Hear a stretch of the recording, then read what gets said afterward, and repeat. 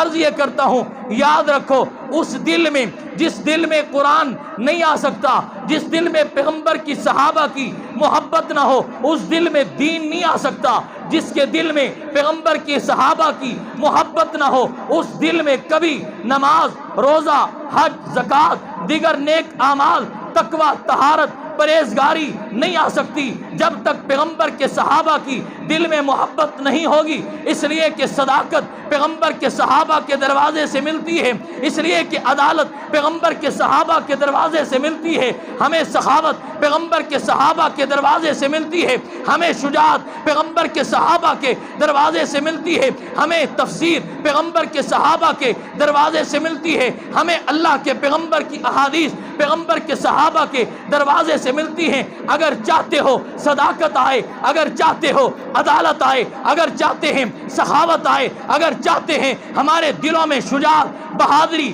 تقویٰ، کامیابی، کامرانی، فلاح، بہبودی، ایمان، تقویٰ، روشنی، یہ سب چیزیں تب آ سکتی ہے جب پیغمبر کے صحابہ سے محبت ہوگی۔ اگر پیغمبر کے صحابہ سے محبت نہیں ہے، نہ قرآن دل میں آ سکتا ہے، نہ زبان پر قرآن آ سکتا ہے۔ ان کے دل پر، ان کی زبان سے آوازیں تو آئیں گی، لیکن رب کا قرآن ان کے سینے میں نہیں آ سکتا۔ شریعت اور لاجک ساتھ ساتھ